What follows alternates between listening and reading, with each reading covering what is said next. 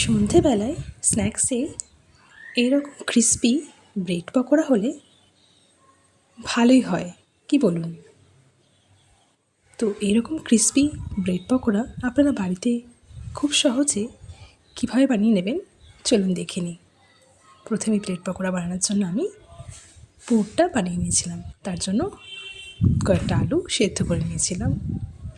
এদিকে বেসনের একটা ব্যাটার তৈরি করে রেখেছিলাম। বেসনের মধ্যে দিয়েছিলাম পরিমাণ মতো লবণ, সামান্য একটু হলুদ দিয়েছিলাম রঙের জন্য, লঙ্কার গুঁড়ো আর একটু খাবার সোডা। আর এদিকে কয়েকটা কাঁচা লঙ্কা আর আদাটা গ্রেট করে নিয়েছিলাম, সাথে নিয়েছিলাম কারি পাতা।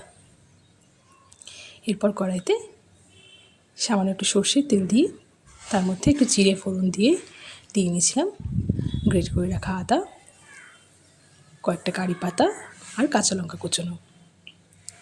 এটা কিছুক্ষণ নাড়াচাড়া করে আমি আদাটা একটু ভাজা ভাজা হয়ে এলে দিয়ে নেব এর মধ্যে আলু সেদ্ধটা। কিছুক্ষণ নাড়াচাড়া করে পরিমাণ মতো লবণ আর ঝালটা দিয়ে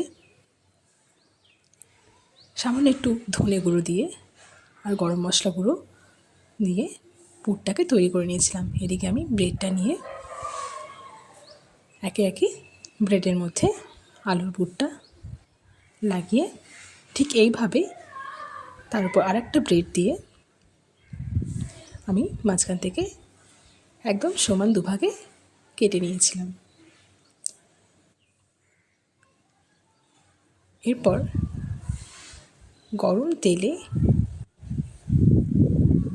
একে একে ভেজে নিলেই একদম রেডি ক্রিস্পি ব্রেড পকোড়া।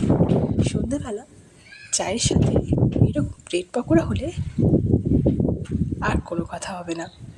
বর্ষাকালে অথবা বাড়িতে কোনো অতিথি হঠাৎ যদি চলে আসে তাদের জন্য আপনারাও খুব তাড়াতাড়ি এভাবে ব্রেড পকোড়া বানিয়ে সার্ভ করতে পারেন। তো আজকের রেসিপিটা কেমন লাগলো অবশ্যই আমাকে কমেন্ট করে জানাবেন। ভালো লাগলে বাড়িতে নিশ্চয়ই একবার ট্রাই করবেন। আর এরকম আরও রেসিপি পেতে আমাদের চ্যানেলটা অবশ্যই লাইক, শেয়ার অ্যান্ড সাবস্ক্রাইব করে রাখবেন। আজকের মতো এখানেই, আবার দেখা হচ্ছে নতুন কোনো একটা রেসিপি নিয়ে নতুন কোনো দিন। ততক্ষণের জন্য সবাই খুব ভালো থাকবেন, সুস্থ থাকবেন।